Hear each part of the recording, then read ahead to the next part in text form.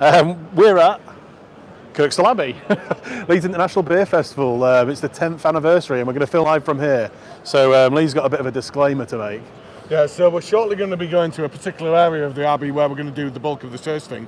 But we thought it would be interesting for you guys at home to first of all have a walk through, see how the setup's been done in this spectacular setting. But we are likely to have intermittent problems potentially with the visuals and with the sound. So we're going to be walking to a couple of different areas, pausing, we'll have a chat with you, but unfortunately as we walk we're not going to be able to talk. So this initial section is all about you just getting a little bit of a view as to how the experience here is at Kirsch Abbey. And a little bit different to our normal tastings. Firstly, we're going to start the beer now. So you're going to crack open a can of Harpy. We'll tell you a bit more about it later. Harpy Eagle's the first beer. The other beer to warn you about is if you can get the dark beer out the fridge. So this time we've got our Dradis State of Mind. So you want to take that beer out the fridge. It's going to taste better when it's warmer. So starting off with Harpy Eagle and we'll take you on a little walk around the Abbey. Cheers all. Cheers. Follow us this way.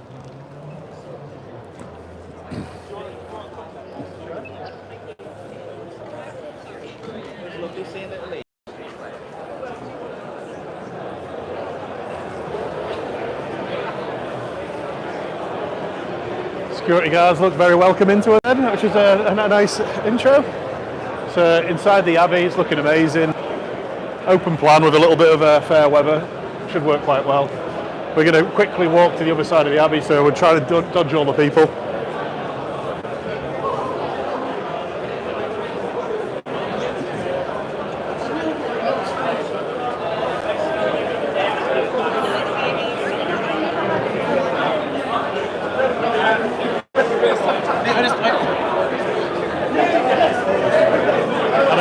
I said we're going to quickly walk, but we got stuck in traffic straight away. So while we're here, we may as well have a quick look around. Should we cut that way? We've got the Neon Raptor bar, the Lakes Brewing bar. A little bit. Michelle from Lakes. She's pointing the finger. And that one. Alright, guys, we're on YouTube. Say hello. So this is Michelle. Hidden down here somewhere is Matt. You may remember him from one of our YouTube sessions earlier in the year. My free badge. Thank you guys. See you there. Let's go this way. Let's cut this way. Pete will try and have to avoid the ropes. I'm guessing we do. Got Louise at first. That's very nice.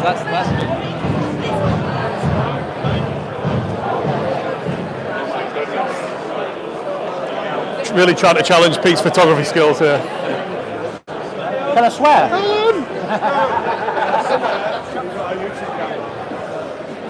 There we are. Oh, there's a rope there. Yeah, that got squinty. Put your feet down here, Pete. This is Marco from Brew Machine. Just returned from Ghana.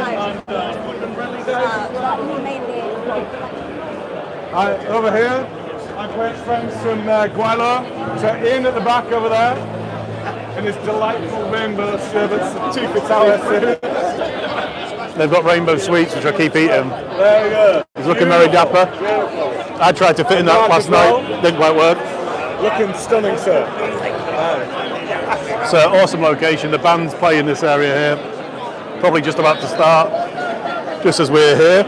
And then our Brew York Vault is just on the right over here. So one last thing to show you. Come this way.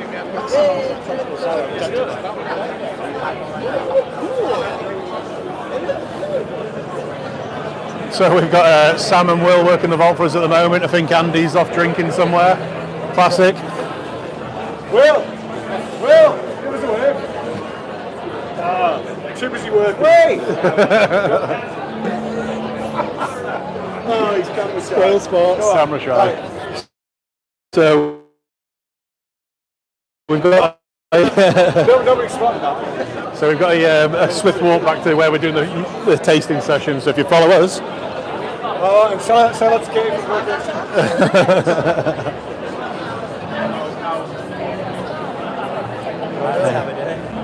Cheers.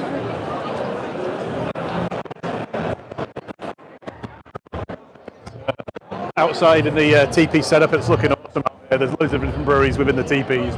We'll probably lose signal, so we won't stay too long out here, but we'll give you a swift walk back to where we're going to do a tasting.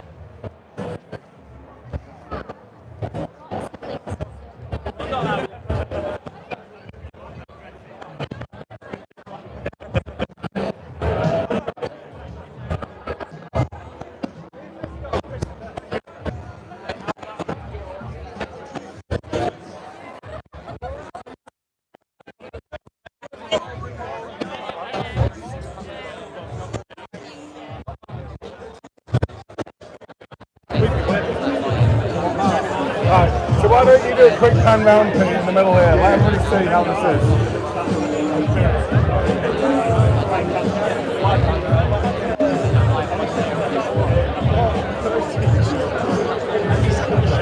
So, as you can see, it's a pretty awesome festival. Considering it's the first time they've used this location, I think they've done an awesome job so far. We've had a great time, and hopefully you guys will come down over the weekend and join us. Right, so we'll go drink some beers.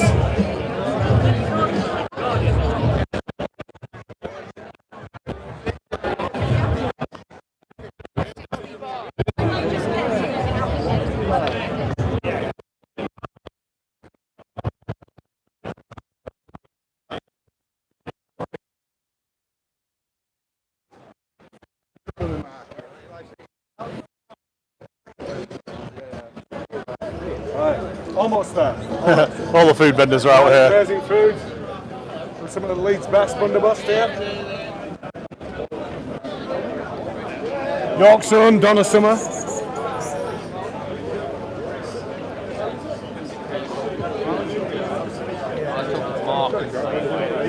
You're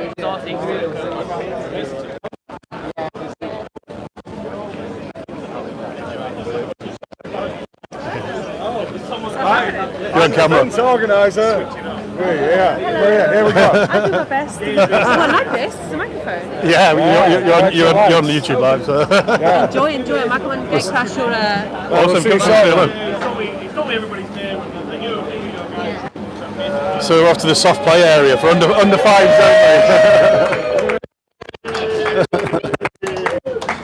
Legends of YouTube. don't And apologies if I laughed too loud there. And Legends of YouTube. apologies for the lack of audio while we're walking through. Tried to obviously make sure you could see what you could, and kept the technology issues to a minimum. So hopefully everything's running smoothly. You've all managed to capture that. And like I said at the start, we're on Harpy Eagle. How much did you get through your can? I'm about halfway, I think. I was joking about drinking it on the way down. That's already had us. That's not like his third one. So feels a bit strange. Feels like we're about to start, but we've actually been doing it for 5 minutes now. So hopefully that wasn't too inconvenient for people. We wanted to give you at home as authentic an experience as we could of what it's like at this awesome venue. So now we're back in a little cubby hole within the Abbey, where to the right of Wayne over there, this is where they used to make beer in this Abbey. Yeah, there's a big like stone container that looks well, it's full of rubbish now randomly. So I'm not sure what the beer would taste like, but it's pretty interesting, and it's quite nice to come and do a tasting in a different location like this. So because we've kind of started the way we have, I'm kind of a bit muddled up on what prompts we've got. So I think I pretty much covered everything. I told you that it's we're filming live from the Abbey. We've covered where we are. We've covered the fact that this is the 10th Leeds International Beer Festival. We told you what beer to get out the fridge. Obviously no guests this time because we've only got an hour. So we have guests in terms of our audience. One more time. There we go. But we don't have any brewery guests this time because we're limited on time. And not yet, sir. So the bit we haven't covered is the running order for tonight. So as always, we're going to be going through 4 beers. It's going to be a quick step pace this time. So we're starting out with the beer we have here, which is a 3.9% West Coast Pale called Harpy Eagle. We're then going on to a peach Melba Pale called Son of a Peachy Man. We're then moving on from that to Kirsch Russell, Escape from LA. So this is a beer that we've done a couple of years ago and re-released, and it's been one of our most emphatically followed sours. So now we've released a new variant that has maple in, and then we're going to conclude with one of our latest State of Mind releases, which is the barrel-aged version of Dradis, which has been aged in some rye barrels. So as we go along tasting each of these beers, we're going to try and give you as much insight as we possibly can into our thinking behind the beer, whether that be the name, the recipe design, the brewing approach, whatever that might be, we'll give you whatever insight we can.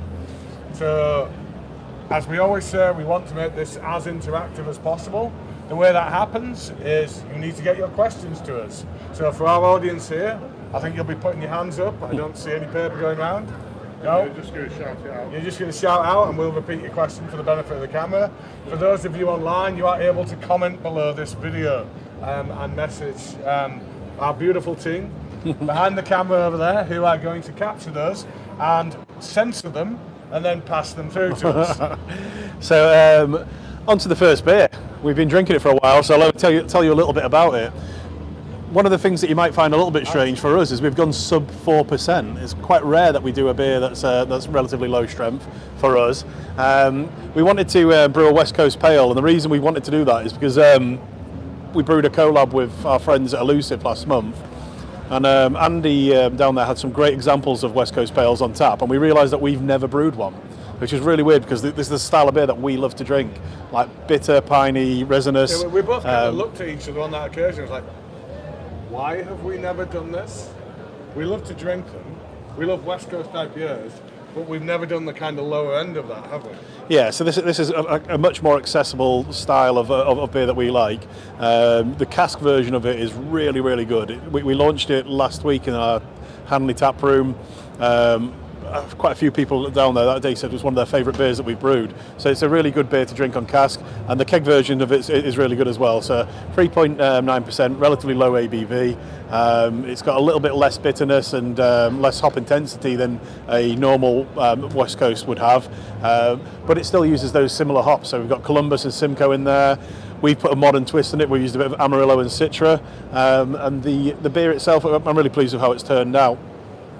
The name, Harpy Eagle, obviously with it being a West Coast beer and our Big Eagle range, we wanted to do a variant on that. So the guys at United by Design did the artwork for us, and I think it's turned out really good as well. So West Coast Pale Ale, Harpy Eagle. Yeah, so I'm absolutely loving this beer. Well, unfortunately, I've not had the pleasure of drinking it on cask yet. I've had it on You've can been on holiday tonight, and I've had it on can. I look forward to having this on cask, because I think you're right. I think this is going to suit that beautifully. and it's going to sell out very quickly as well. We've been restricting stock on it because of the lack of cask beer we've got at the moment. So I think we've got about a dozen of them left. So they'll probably go into our own venues. So you're saying get to our tap room or one of our other venues quickly. Get to our bars and try it. Cask. I like what you did though. Yeah, exactly. So the other thing we tend to try and do in each session is just give you a bit of an update on what's been highlights for us in the month. So, but we only have so much time to do the kind of specialist subjects this month, because we only have this hour. So the two bits we do intend to cover are highlights of the last month, and then the bit at the end where we tell you what you can look forward to next month. So my personal highlight of last month is I was lucky to take an entire week out of work last week, which is unusual for and he doesn't have any tattoos, any new ones. I didn't go and have any more tattoos done. I went with my wife and we spent a week in a lovely cottage in the lakes, and we did lots of walking and we ate lots of food, and we spent great time with some lovely friends. Is that called cottaging? Moving on. Yeah. And what was your work highlight? My work highlight, he says looking down here, would be we went to Sweden and we went to a place called Helsingborg, and we appeared at a beer festival called Brewski, unsurprisingly hosted by a brewery called Brewski, which of the foreign beer festivals we've done this year, I'd say head and shoulders the best. And the awesome thing about that is we finally got to eat barbecue food at War Pigs. We've been meaning to do it for so long, and it was just ridiculous. The year before COVID, when we went to War Pigs for the first time, we arrived just as the food finished serving, so we had to drink lots of beer instead. But we were gutted we missed it. We went down to brew with the guys from War Pigs, and we arrived the day before to have a few beers with the brewers and the brewery team, and the kitchen was closed for the first time ever. So non-COVID related. Yeah, they've literally they've never closed the kitchen. Lockdowns, they've never ever closed the kitchen. And the day we arrived, they closed it. They had a spike in COVID cases and had to close the kitchen the day we. So that's 2 visits to Copenhagen, and we couldn't get this world-renowned barbecue food. So we had a chat with the guys, and we're like, oh well, we're getting the train to Sweden tomorrow after we've brewed with you, and they're like, oh the kitchen's closed tomorrow as well. Oh God, what's going to happen? And they did us a solid favour, and they got one of the chefs in early, and he started some of the food off, and we're the only people in the venue who were allowed to eat. So we had loads of people coming in asking for food, and they're like, oh no, the kitchen's closed till 5 p.m, and there's us tucking into the barbecue food. Yeah, it was amazing. Sorry, not sorry. Yeah. We had all these other people looking at us eating, like, why are they able to have that food? It's like, well, we have tried 3 times to get here and have this. Yeah, sorry, not sorry. Yeah, so highlights for me, I had a bank holiday weekend. Myself and partner Sally managed to get away for the day, or a day and a night. We went up to Newcastle, had lots to drink, and had a nice night away, which was pretty cool. And then business or work-related highlight is being being back at Leeds. It's such a great festival. I love being here. So really pleased that they've managed to find a location to move it to, and what a cool location it is. Yeah, change of venue, but for me, this has always been the highlight of the UK calendar for me. This is the one where I think the organisers are most in touch with the people who attend the festival. It's a beautiful thing to be part of. So although it's a different setting and albeit a beautiful one, it is great to be back here doing this again. So this is going to be an interesting one because I've got a pint of Oregon Trail at the front of the table that I nabbed from Andy as we walked past earlier, and I don't want to waste it, but I need a glass for the next beer. So maybe I'm going to have to do the whole tasting out of cans for today's session. Very uncouth, but whatever. We're at a festival. Yeah, or we down the. Well, no. One of us needs to talk. You down it, then I'll down mine. No, that's irresponsible. You down it first, then you can get in trouble instead of me. Lee's setting the example here. I didn't want to do this because if you down a pint of beer, you're going to need to go to the toilet. So I'm not going to down mine. I'm going to win. I'm going to win the Weep steak today. So second beer of the tasting is a beer called Son of a Peachy Man. Does anyone know where that name came from? So Tom, our head brewer, is actually sat in the back of the room. He's waving his hand, so the people on camera won't realise that. But Hi, Tom. Tom's responsible for a couple of peach-based beers we've done now. This one's not his, he said. But Son of a Peachy Man is a pale ale. Well, sorry, it's your beer. You do the talking. I'm a bit concerned about the questions that are about to come our way because they're reading them out at the back there and laughing. Yeah, so this is Son of a Peachy Man. So this is designed to taste like a peach Melba. So peach Melba, the major constituents of which are going to be raspberry and peach. We thought we'd try and do something a little bit different with this. So the raspberry absolutely is fruit. The peach element is coming from a hop called Nectaron. So Nectaron is a New Zealand hop. It's quite a new hop. Only came about a few years ago. And we were able to acquire that in hop oil form. So that's where they essentially kind of distill down the oil fraction out of the hop to get the bit that would ordinarily end up in the beer. So when you're making a beer with hops, you're trying to pull those oils out of the hop into the beer. So they've kind of made your job a little bit easier by doing that little bit for you, and then you can introduce the oils directly, and then you're supposed to get a bigger impact from those oils. So we did that with this particular beer. We didn't feel that we kind of come through with as much impact as we would have hoped. Excuse me. So we have given it a little bit of an aroma booster with some natural flavourings. So, Son of a Peachy Man. It's quite peachy in colour as well, isn't it? I think we absolutely nailed the colour. If you're thinking peach, or if you're thinking peach Melba, that's the colour I've got in my mind. Yeah, do we agree in the audience? Yeah, thank you. It's one of the ones that is really interesting because when the guys brewed it and they said that the Nectaron hadn't brought that much peach flavour in, I love that because I absolutely hate peach. So this is a great beer for me to be tasting on YouTube. So, but to be fair, I don't mind peach flavours when it come from hops and things like that. So you do get they call it stone fruit flavour. So a lot of modern hops have this stone fruit flavour and aroma. So Nectaron being the main one the main recent released hop that does that. And obviously, being a brewery that produces as diverse a range of beers as we do, we can't eliminate the things that I don't like or the things that Wayne doesn't like. Or we'd never do peach, we'd never do Sabro. Coffee. Never do coffee for me, but yeah. Sabro. Yeah. Oh, please don't mention that. So while we've got a chance, I'm going to do a couple of questions because we've got quite a lot. So we've got somebody in the audience for visiting us today. You might know, or the people at home might know her. Her name's Nadia.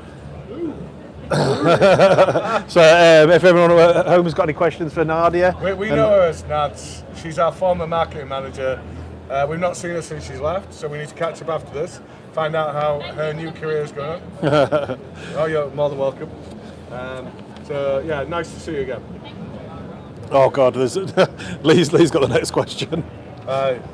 Can we go do tequila shots at North later? Also from Nads. Okay. Depends how many beers you buy me. Yeah, this is like quite neat handwriting for Nadia. I feel like you've been working on your handwriting. I can actually read this. So, got a question. What's our favourite beer festival? UK-wise, I think I've already declared my hand there. It would be the one that we're at here, Leeds. For you? Yeah, Leeds has always been my favourite beer festival. It's 10 years old now, and I think I've came to most of them. I definitely didn't come to the first one 10 years ago, but I've been to most of them since. Such a cool festival, and I was really worried that it wasn't going to happen when the town hall went into refurbishment. It's quite there's a lot of work goes into organising a festival, and if you've got that comfort zone of familiarity of having it where you know how it works, so they know where the bars can lay out in the town hall, they know how the toilets can be, how many customers they can get in. Moving to new location, there's so many challenges. This is like back to the beginning. Yeah, the team have done an awesome job, and it's really difficult because how do they convince people to then travel and buy tickets in advance to a place that's new, that's open air, and it might rain? Guess what? It might rain. It has been raining. We've been watching the weather feed like hourly, haven't we? But I think we're going to be okay. Famous last words. But they've done an awesome job so far, and we're really pleased with how it is. And I think the town hall, I'm not sure how long it's going through refurbishment. The festival may be here for the next couple of years, and if it is, I'd be happy to come back. It's pretty cool. Yeah, and I think that there are many reasons for why Leeds Festival would have a special place in our hearts, none less so than really the origin of the beer that put us on the map, Toncoco, was conceived out of the Leeds International Beer Festival that we attended maybe 2 years before we actually opened up a brewery. Yeah. A guy called Matt, who was working at Hawkshead back then. You saw him on the live stream earlier. We walked past. He was on the Lakes bar. So Michelle was the original inspiration. She told her husband Matt about this ingredient called tonka beans. He then went in and brewed with that at Hawkshead Brewery. We sampled that beer at Leeds International Beer Festival probably 8 years ago, something like that. Yeah. And both fell in love with tonka, and that's why Toncoco exists. Because we wanted, if we ever got the opportunity to take that ingredient, put it in a beer, and do something a little bit different with it. And the other thing for me is, as well, is not only is it an awesome festival, but they backed us as well. So nobody invited us to a major beer festival until the guys at Leeds did. So they put their faith in us, and we've had a great time here every year. Our bar's been really busy. Hopefully you guys enjoy what we do. And that was the first time we ever got invited to a major festival. The other festivals we've had to work really hard to get invited to them to then be able to serve you guys beer. But behind the scenes, there's a lot of work that goes in there for us to try and get into a festival. So the fact that they approached us and invited us was amazing. Yeah, what many of you won't realise is that most of these festivals are invitation only. You don't get to invite yourself. They say, we would like you to be a part of this. And they were the first major one to do that with us. And pretty much from the first year, we've been one of the best-selling breweries at the festival. And because of that, heads aren't going to get too big. At other festivals. No, it's been amazing to be popular at a festival. But yeah, we need to move on. Sorry, one thing we need to, I know this is a bit conveyor belt, but one thing we do need to mention before we move on to the next beer is, I know we promised you guys that the subscriber survey was going to be out before this next session. We had a couple of other things in the way first. So we have now completed the survey, and we expect it to be out in the next week. I'm looking across at Rachel, our marketing manager here. Let's just say Head of marketing. A few more questions being added. So there was another big change from what we discussed on last month's YouTube session, which I've got a question in front of me, which we were about to answer anyway. So people have said, what happened to Emperor's Toncoco? So Emperor's Toncoco is our collaboration with Emperor's Brewery, a 15% crazy Toncoco variant with plum. Unfortunately, that beer we've had so many problems with it that we've had to park it. We can't can that product and sell it to you guys. It's just not ready, it's not right, and it doesn't meet the quality standards we expect. So we're going to rebrew it shortly in the we brewed it today again in our original brewery site. So we'll have the cans ready hopefully in maybe 4 to 6 weeks. We don't want to rush these things, and we don't want to put subpar beer out there. This is going to be one of the best beers we've ever made, so we don't want to we weren't happy with how it had turned out. So unfortunately, disappointing for you guys because you don't get to try it yet, but you will get to try it soon. And it's just it's just one of those things. Unfortunately, happens when you push the boundaries. A pairing of Brew York and Emperors should be one of the best stout beers in the UK, and we are not going to force on you a beer just because those names would sell it. So we've decided to do away with that particular beer. As Wayne says, we've rebrewed it at significant cost, it may be said, but we can't allow things of inferior quality like that to go out under either our name or Emperor's name. So I'm sure Damien won't thank us for that. So got a really cool question here. Says, will we ever give a fan's vote or of choice from past favourite for a rebrew? This is awesome. This is the type of thing we love to do. We did a lot of it during lockdown where we put a choice together of maybe 4 different beers and we asked the fans to vote for which one they wanted to rebrew. 100% we should do this again. So maybe get some polls out there. And the timing's great because October, which we're not far off, that's our time when we plan for the following year and we line up the things that we want to see reappear. So if we can integrate with that the things that you want to see reappear, that'd be cool. Tom wants us to play Jenga. Careful. So Rachel and Pete, our marketing team over there, once we've got the survey out of the way, if we could focus on what do the guys want to see repeat brews of, that'd be really good. Yeah. Cool. So is there anything else about the beer that we're drinking that you want to mention? But there's a few different bits in there that we did slightly differently to a normal beer. The yeast, for example. So the yeast we've used Conan yeast.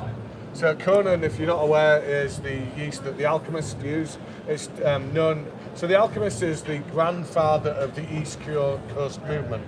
So they are the brewery that founded this incredible love that everybody has for these hazy beers, these beers that are fruitier, that they're softer in terms of their water profile, and they have a lower level of bitterness. So the Alchemist was the original brewery that did that, and they did that with a yeast called Conan, and it has its original roots in London.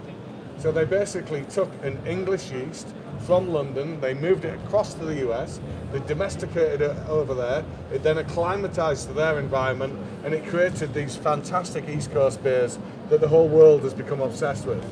So we've then taken that yeast back from the US, brought it back across the Atlantic, and then we brewed this and many other of the beers that we've done with it. So we've got a, if you were on our 2-hour session, I'd be able to answer this question. We've got one from Derek on YouTube. How much is the increase in energy prices affecting us? Are we making different choices as to what to brew?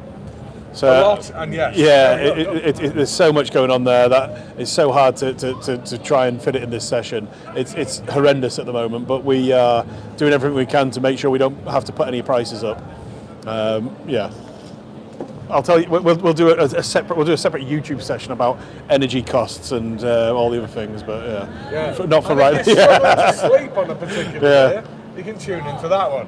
So have we got any plans to open a bar in Scotland, please? Not as it currently stands, but never say never. So the biggest challenge there is logistically, even having a bar in Leeds for us is quite challenging because we need to get to the bar, we need to make sure standards are maintained, and we're not a big enough company to be able to have.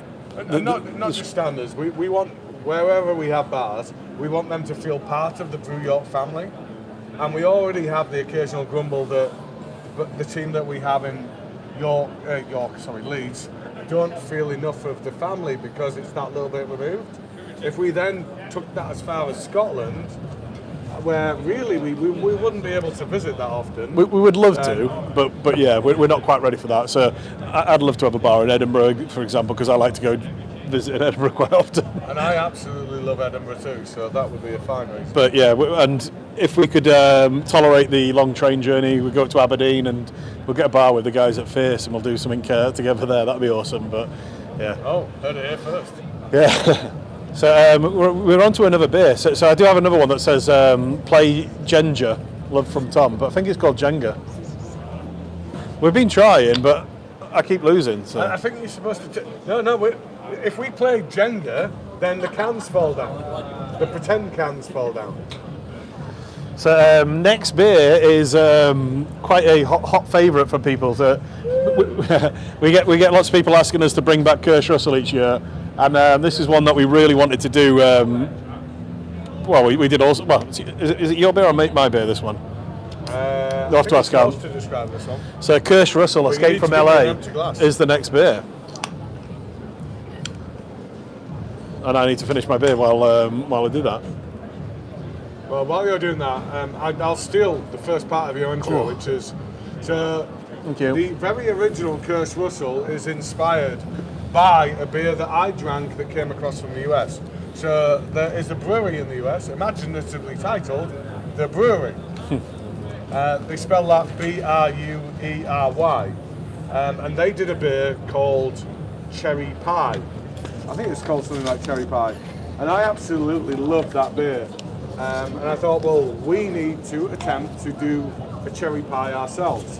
And then the thing that we're known for, or one of the things we've become known for, is our use of tonka. Well, And lactose. and this flavour of cherry and almond and tonka, it's kind of an interchangeable flavour. It's all like part of the same flavour spectrum. So we put our twist on the original one by introducing tonka beans into this cherry pie thing, and that was so successful. We then, so I've almost stolen your. I know. I was going to say I don't need to say anything now. I was going to the toilet while he talks. So yeah, Kirsch Russell, Escape from LA. So as Lee said, it was massively inspired by a beer from America. When we brought Kirsch Russell out, we loved it. It was one of my favourite beers we ever made. We entered it in a couple of not competitions, but Battle of the Breweries things, and we got some pretty good results from it. We beat Siren and Vocation at the one down in Bristol, which was fun.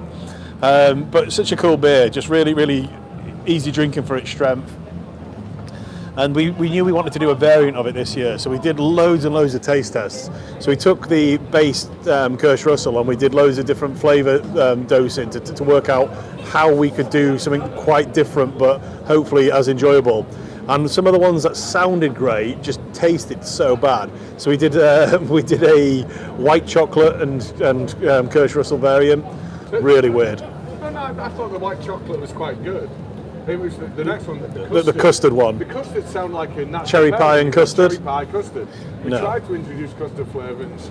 No, that didn't work. Dark chocolate, so dark chocolate and cherry. Thought that might be quite good. No, Like what do you call that cake? I don't know. That dark. Oh, gatto, Black Forest gatto. Black Forest Gatto. Yeah. All I could think of it was in German. Schwarzwald. But the maple one is one that we did with Jackie Flan. So it's a Jackie Flan. If you didn't try it, was a dark fruit and maple pastry sour, and we thought that worked quite well. So we tried the maple again with this. And we really liked it. Of all the flavours, we thought that was the best combo. So that's how Escape from LA came about. The bit that we realised we didn't do on the first one is Kirsch Russell Escape from Brew York was the concept, the name of the beer, and we realised we didn't actually put that on the can. We just called it that. So internally in the brewery, we always called it Escape from Brew York or Kirsch, and we never put that on the can. So this year when we did Escape from LA, we made sure we put it on there, and then But that probably seems a little bit weird because the first one didn't actually say Escape from Brew York. So if we do re-release Kirsch Russell, looking your way, branding, marketing guys, we do need to include Escape from Brew York on the branding for a re-release of Kirsch Russell. So because we brought this beer out recently, I decided that I needed to go back and watch Escape from New York. God, that film is bad. I know it's got cult following, but it's so bad. I was watching it, I was like, oh my God. I did that when we first did the original beer. I did that years ago, and I was like, wow. I remember can't it believe completely the cult following differently, this yeah. has. But yeah, God, it was so bad. But it's so bad it's good, I guess. But it's kind of so bad it's good. It's in a pure cheese factor Yeah. kind of way. But if you want to watch a really good Kurt Russell film, what am I going to say, Anne? No. Oh, actually. Big Trouble in Little China, obviously. I was going to say Big Trouble. Because that's what I was thinking with this. Because watching Big Trouble in Little China is a great film. Excellent. But yeah. Also excellent. So. Well, the thing is, one of my favourite all-time films, and if you're not aware of it, this is where this kind of shape-shifting alien has appeared in the Arctic. It's really good, yeah. John Carpenter. Yeah, John Carpenter film. did Escape from I think I New was York, about yeah. 12 years old when I first saw this thing. I had nightmares for about 3 years because at that point in time I was arachnophobic. I didn't like spiders. And there's a point. So your favourite film, Arachnophobia? No, there's a point in the film when this guy's head gets decapitated. Oh, the spiders. Yeah. And then because it's shape-shifting, it sprouts out 8 legs. And then this head cat starts running. So and I'm like 12 years old when I'm watching this. Honestly, I should have had counselling, I think. So, Kirsch Russell, anything else to talk about on the Escape from LA variant? Oh, the only thing that I can tell you guys who are in the audience, or if you're coming to Leeds Festival this weekend, in the bar we've got it on soft serve, so we've got it as a slushy. So the Escape from LA, this version. Yeah. So we have to put a bit of sugar syrup in there because when you put a sour beer in a soft serve, it gets very bitter and it really accentuates how sour it is. So we put a bit of sugar syrup in there to balance it out. Really, really nice, enjoyable, but not as nice as the Tom Coco White Russian we've got on in there. The soft serve Tom Coco White Russian is so good. So what we'd love to hear from you guys is, what do you think of this versus the original? So if you can get your comments below the video, send them into info@brewyork.co.uk if you wish. I'm going to prejudge by telling you my opinion. I think the original's better. Yeah. Sometimes adding that little bit extra is too much. I still think it's a great beer, but I think the original is the superior beer. Yeah. So somehow, I don't know how, but I'm going to lose the weepsteak again because I thought I could get for an hour, but apparently I can't. So, unfortunately, over to Lee for the next bit. Right. Okay, have we got any questions to get me through this then? Tell the people the potential flavours. We did that. I know we've done all of these. Right, thank you. Any plans to do a collab with any breweries at the festival who you haven't worked with before? Good question. So I've only been here for about 2 hours and I've already lined up one. So that's kind of the way these festivals go. So I was stood over at the Magic Rock Jeep. Is that a Jeep? Whatever their vehicle is over there. I'm getting a thumbs up, it is a Jeep. So I was stood over at the Magic Rock Jeep a little while ago and ended up chatting with a guy called Noah from Chapter. And we did the usual preamble, a little bit of conversation. I like the guy, think you like me? Right, so we're brewing together next year? Yeah. So we're brewing with Chapter next year. So that's how easy it can be at some times. Any other breweries here? Well, let's see how the rest of the night plays out. Next one. Shout out to nephew Blake. He wants to come to York as he knows it's Craig Chester's favourite brewery. Hopefully that means something more to someone in the audience than it does to me. Craig's on the chat on YouTube. So hello Craig. Yeah, shout out to your nephew Blake. And hopefully he will allow you to come to York if he has any sway in that. While we're doing a few shout outs, I want to give a shout out to Gary Handley, who is our landlord where we have our new brewery in Oswaldwick. Gary's a legend, most accommodating landlord you could have, and I know he watches every week. I saw him earlier today. He said he was going to be watching tonight. So Gary, thank you for being awesome, and hope you're enjoying the beers if you have them in front of you. So do we have any more questions in the audience, perhaps? Shout out, please. No? Next one. What events would you like to do next year which you didn't do this year? So there is one that's absolutely on the agenda that is kind of the European pinnacle. Mikkeller Beer Conference. That's the kind of you made it thing. If you get invited to Mikkeller Beer Conference, which is held in Copenhagen each year, it's the biggest craft beer conference of the entire year. It's the biggest one in the whole of Europe. That's the kind of pinch yourself, you made it moment. So if I could be invited to, or Brew York could be invited to any of them, it would be that. But whether we do, we don't, I'm not going to lose sleep over it. As a brewery, as individuals, we've already done stuff that, if you told me a few years ago I was going to be doing this stuff, we were going to be doing this stuff, I'd never have believed you. We've done some incredible stuff so far. And yeah, wow, you've come back at the right time because I've run out of words. Well, the queues outside are so busy, so if you do need the toilet, it's going to take a while. So, how about you offer your opinion? We've just been asked, which festival, beyond the ones we've already appeared at, would you want to be at? Let's see if you say the same. I know the one that you're going to say is Indie Man. No. Oh, no. I went bigger. Oh, so all right, international Michaela Beer Celebration. Yeah, there you go. MBCC. So Indie Man is the only major festival in the UK we've not been invited to. So it always sits. I was like, why can't we get an invite there? So that'd be pretty cool if we got an invite there. But yeah, some of the international ones, I'd like to go to the America and go pour at one of those festivals. That'd be awesome. Well, I wasn't being quite that ambitious, but yeah, that would be nice. There's loads of really cool festivals out there, and the ones that we've been to, we've really enjoyed, and we've had a great time at. One of the really interesting ones came up yesterday. So I don't know if you're aware, but Magic Rock Brewery got bought by Lion Brewery a few years back. So Magic Rock and 4Pure got bought by Lion Brewery. They've been sold and they're now independently owned again. And Magic Rock are pouring at the festival, and we're talking to the guys like, oh, we'd like to come and pour at our Sesh Fest again next year. We're like, yes, that was awesome. Sesh Fest we did a few years back. It was such a great festival. All the beers are sub 4% sessionable beers. It's intended as a festival to just enjoy and socialise, and it's such a great location. So we're going to be pouring at that again next year, which is going to be pretty cool. I mean, absolutely one of the breweries that inspired Wayne and I to do what we do. And we used to go to their tap room. We absolutely loved it. I had my second wedding anniversary in their tap room. That's how cool my wife is. She took me to Magic Rock for my second wedding anniversary.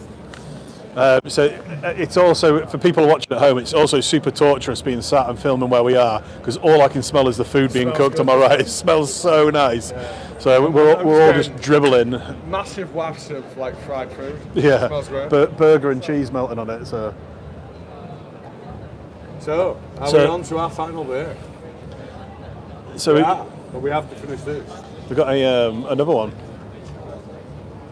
No, we've done them. They're the done questions. Oh, the dumb piles there. You've gone through all of them. We've not done that. You might want to have a Any plans to do a collab with any breweries at the festival? Yeah, we've done that one. We've done all of them. Right. So on to the final beer. So the final beer we have for you is the latest release in our State of Mind series. So State of Mind is our more specialist aged, barrel-aged beers. And this particular one is a beer called Dradis. So this is me geeking out massively. So I'm a big sci-fi guy, and I particularly like Battlestar Galactica. So Dradis, however you want to pronounce it, is a reference that's going to be lost on almost everyone. This is me massively geeking out. This is essentially, if you're familiar with Battlestar Galactica, whether it's the 70s or the 2000s, they have this kind of radar thing that allows them to detect the enemy, known as the Cylons. And the radar this is so boring. I know it's boring, but let me just get through it. So the radar detection stuff they use is called Dradis, whatever. And for some reason, I decided that would be a good name for a beer. So we made this stout 15 months ago. For 15 months, it's then been aged in different types of barrel. We're sampling one of those tonight. We're having the rye barrel version tonight, and there's also a Buffalo Trace version. The type of stout that it is used to be called a particular type of Imperial stout, but in respect to the times that we're in, we've removed a particular word. I don't want to kind of spell out what that is. You'll know what that is. Is this a Ukrainian Imperial Stout? Is that what? Yeah, I think you know where we're going with that. So it felt disrespectful to include that word within the style of the beer still. So that is removed. It is now just an Imperial Stout that has been aged in rye barrels. So rye whiskey is going to give you beyond a normal whiskey, it's going to give you this kind of slightly more spicy, kind of more peppery kind of character to it. So I need to finish this. Yeah, well, I just had a quick sip of it. Really good. The barrel's really prominent. So a lot of the State of Mind range we've done recently are some of your favourite beers, but they're quite dominant in flavour profiles. So these are lactose-based beers, which usually have some sort of strong flavour, like Tonka or something else. So the bourbon or whatever barrel we've used can sometimes be quite muted. Whereas on this, because it's just a plain Imperial Stout, it's a really complex beer because there's lots of malt in it, but you really get the barrel flavouring coming through. Excuse me, the rye barrel really is really prominent. And I love that.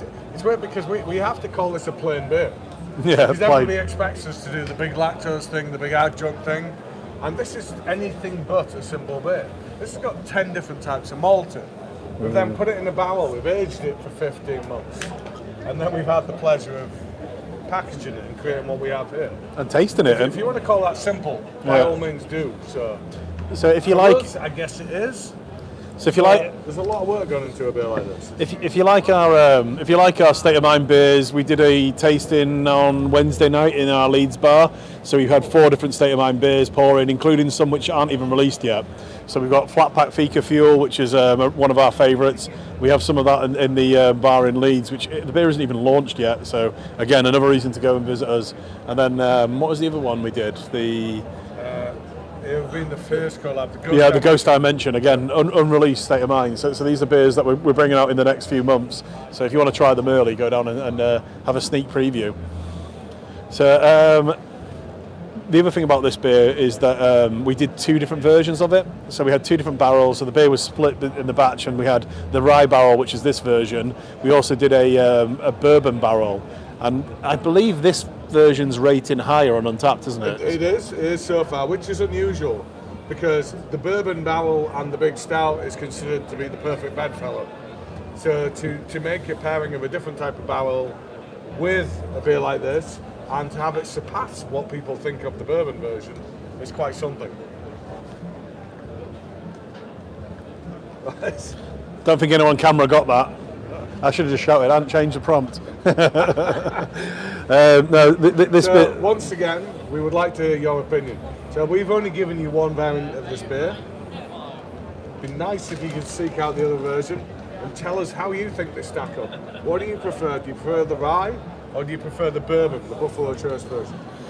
So as usual, we do, as I mentioned, quite a lot of adjunct forward stouts. So they've got a lot of different extra flavours in them, and in particular lactose is something we use quite a lot. And when you have an Imperial milk stout, the extra sweetness you get balances off the alcohol. So sometimes you can be drinking a 10-12% beer and you really wouldn't know it. I think this beer doesn't taste it does taste strong, but it doesn't taste that strong. It's 12% beer. The barrel's done the mellowing to make it easier to drink, but it's definitely more prominent. You can tell it's 12% versus one of our milk stouts that have this strength, because the sweetness will hide it a lot. Good point. Sometimes we skip over the basics. The reason we would put a beer into wood is multiple fold. So first of all, you are hoping to pick up some of the barrel character. So if it had bourbon in it before, you're hoping the final beer that you release is going to have some bourbon character. You're hoping to get an interaction between the wood and the beer. And one of the many reactions goes on, creates a compound called vanillin.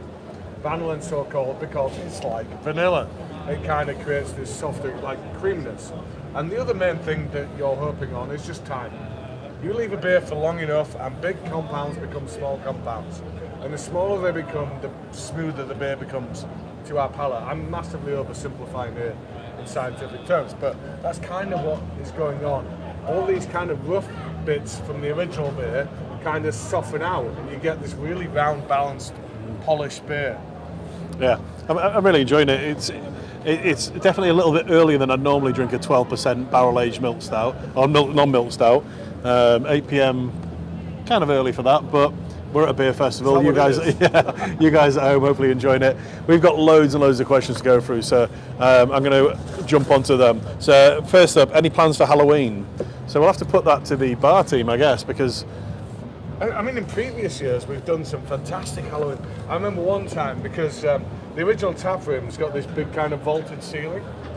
It wasn't a vaulted. We put up a big screen. Oh, and then we projected. projected these ghostly images onto the screen for people who were in the bar. That was really cool. So we'll Hire some extra bar staff. No, fancy dress. Fancy dress for bar staff. Okay. Apparently, fancy dress for bar staff has been suggested. So we'll see what we can do about. Yeah, other stuff we've done. So we did the fancy dress thing full stop. So you went as the dude that year. I went as. Oh God! No, that was. I went as the dude to a Halloween. Yeah. And what was? I dressed as him, and I can't think of the character. The guy from You weren't House. Michael I've Myers. done that a few times, but the House of Thousand Corpses, the Rob Zombie films. What's his name? I don't know his name. Yeah, Captain. Oh God, what is it? That's going to keep annoying me until I remember That's it. going to haunt us for the rest of the evening. If you'll pardon me. Yeah, so someone put the message on. It's Captain something or other. He's on the Rob Zombie films. Another question here: how many times can barrels be used? Well, that's a personal choice thing. It depends on what you're using them for. So the first pass, as it's called, when you use it, you can extract most of whatever the previous contents was, if that's bourbon, rye, whatever it might be. Second time, you can leave it in there longer and you'll pick up a lot more. Third time, you're not getting much of the previous occupant. What you're really getting is the interaction with the wood. Yeah. So it depends on what Softening you're the trying beer. to do with it.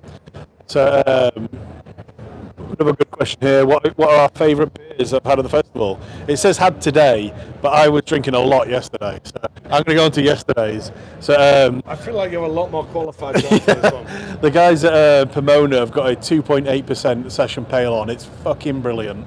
It does not taste anywhere near that strength. It tastes like a 4 or 5% beer, but it's only 2.8%. I saw photos of you at the end of yesterday. Yeah, You were not that wasn't all drinking night. that. That was from drinking the other thing I had a fair few of. The guys at Kirksville have got a 7.2% West Coast on. It's for the Alpha King Challenge. It's called like Alpha Kappa West Coast. Not Alpha Papa, Yeah. Which is really, really good. And then the one that probably stung me was Magic Rock have got their Neo-Human Cannonball, yeah. which is like 9.2%. Yeah. So it's a great beer, but it doesn't taste 9%. So old school ones. And obviously they've got Jaipur on. I was drinking Jaipur cask. We had one earlier. It's always a great beer. Yeah, unfortunately, I think we probably play this game a little bit different to most punters. West Coast are all the way. Most people are going to be looking at the beer list, looking out the exclusive stuff, looking out for the new stuff. Whereas we play go the for old, classics. yeah. We go for Oregon Trail, we go for Well, Jaipur. that was the other one I was going to say. So Oregon Trail's about to Basically, kick. if it's prefaced with the words West Coast, I'm probably us. going to come and get it from you. So if you do go see the guys at Elusive, not hopefully, it's a weird thing to say, but their Oregon Trail's about to kick, and they're going to put Oregon Eagle on next. So that's our collab. So it's a really, really it's in your box. If you haven't already tried it in the box, it's a great beer. It was one of the prompts earlier. We didn't say it. This is one of my favourite boxes we've done in a long time. We really messed up there. Yeah, the beers in this month's box I think are awesome. The black IPA with Siren, the West Coast with Elusive, loads of new beers from ourselves. We put a barrel aged beer in, and we also put was it Toast? Yeah, we've been doing this in excess of 2 years, and if out of that whole 24 plus months, I had to pick one box of beer that I think would be the best advert for what we do doing this, it would be the box of beer that you have this month. Because you've got 4 fantastic YouTube beers, you've got a collab with Siren, you've got a collab with Elusive. It's like, yeah. I wish we could do that for you every month. Obviously, there's going to be ups and downs to this, guys. But yeah. So another question, 2 questions about rye barrels. Are rye barrels harder to source, and what rye whiskey brands was it laid in? Yes, they are hardest to source. Rye brands, I don't know. I would have to go back and look at the barrel. I don't think it actually indicated. It may have done. We've already done that one. How many? A different question, but how many times can you use a barrel? We've covered that. What about a wheat beer? Funny you should say that, because my obsession at the moment is not necessarily wheat beer, but like Weihenstephaner and stuff like that. Like it's technically a wheat beer. I was chatting to one of our yeast suppliers earlier today, and they said they're just about to release a Hefeweizen yeast, which is a yeast that's specifically not designed for. It's a specific yeast that produces wheat beers. And I said, well, good luck with that. because we've made wheat beers in the past and they sell terribly. So I hope you do a better job of selling your wheat beer yeast than we have done of selling the beers. So we like those beers. Wayne's just told you he likes to drink those. I like wheat beers. I want to drink them, but at the end of the day, we're running a business and we can't make things that aren't going to sell. Yeah.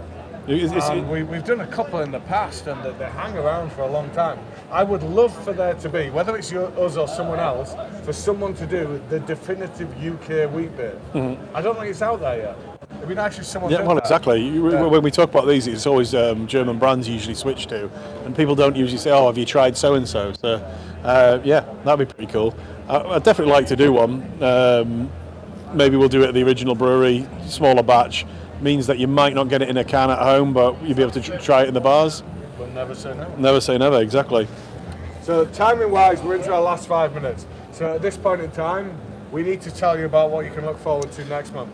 So we have, for the YouTube 4, you have it as yet to be named TBC. Pale. It says TBC Pale here. It's going to be an Idaho 7 and Simcoe Pale coming in at 4.5%. As to what its name's going to be, You guys tell us. we don't know yet. Any ideas, any name suggestions, submit them on the thread. We've got a couple of ideas, but we haven't formalised them yet, so let us Next know. one, we've had a bit of a hiatus in our Sweet shops. Sweet Shop series. So we are doing yet another Sweet Shop sour. This time it's going to be the fruit salads. Do you remember the little fruits that you sell, the fruit salads, the blackjacks? We can't do blackjack, licorice too divisive, but we're going to be doing the fruit salad sour for next month. Yeah, Juice Campbell's coming back. It's Halloween, so Juice Campbell versus the Army of Dankness, 7.1%. Quite a few tweaks to the beer itself. Brandon's going to look the same, but we're going to take all the stuff we've learned about making modern pale ales over the last 18 months, incorporate that, and hopefully you're going to think it's going to be the best version we've ever done of it. And then The branding on the next one's top end. really for good, us next really time. good. And usually we're only going to peak out at 8%. Yeah, the taste is going to finish at 8% or so. Sessionable session. We're going with Winona Rye, as in the cereal grain rye. Winona Rye Dur. With Stranger Things inspired branding. So it's a collab with Overtone out of Glasgow. It's a rye Imperial Stout.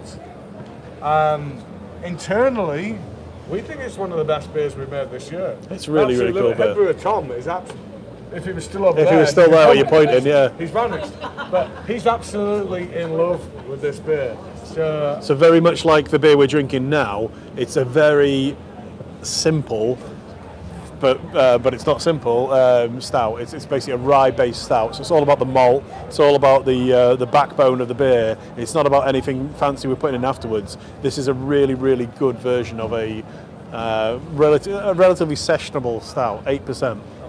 So that's your YouTube 4. Beyond that, you also have the return of Goose Willis. Yes. Bit of a favourite, I believe. I'm obviously a big fan of Magic Rock, and I'm glad that they're going back in independently owned again, and they're going to do more and more at these festivals. But I saw that they had on one of the beers that was part of the inspiration for this. They had Salty Kiss on pouring, and I tried it. I was like, yeah, it's no Goose Willis.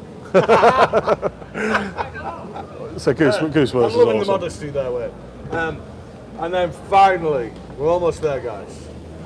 You can get off to the festival and enjoy the rest of this fantastic set. Can I have some soft serves in our bar? Final bit we have to tell you about is next month you can find us, here. Yeah. Next week The next you'll few find us days. at York Beer Festival. That runs 14th to the 17th. Awesome festivals. But if you want our beer at York Beer Festival, I've got to recommend you go and visit us on the Wednesday, Thursday, possibly Friday, because we will sell out. We're only allowed to take a certain amount of beer, and we usually sell out by like the end of the Friday session.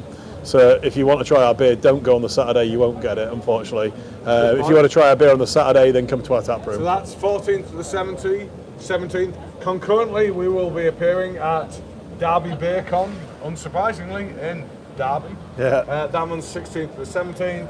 And then a one-off appearance, myself and Wayne are going to be doing a beer tasting at York Food and Drink Festival in the centre of York on the 1st of October. Yeah, so tickets are live on our website for that. So if you want to come and attend a live tasting with us again, we're doing a couple of core beers, a couple of specials, and there's all sorts of food and drinks going on in the festival. It should be pretty cool. And then next month, we're still working on the location. We think it's going to be York. And as to who might appear with us on the stream, we're still working on that. We think we know who it is, but it's not nailed on, so we can't tell you about it yet. Yeah, we're doing a collaboration brew. We just haven't had a chance to speak to them and ask them if they want to appear on the stream. So watch this space. Hopefully we'll have a guest with us, and hopefully we'll be back in the tap room. But we shall see. So at that, we need to conclude because he did really well. He went during the feed. Are you ready again? Desperately need to go. Right, thank you all. Cheers, guys. Thanks for joining us. Any feedback? We'd love to hear it. As always, info@brewyork.co.uk. Thanks, guys. We'll see you next time. Thankfully, Anne brought the light in because God, it got dark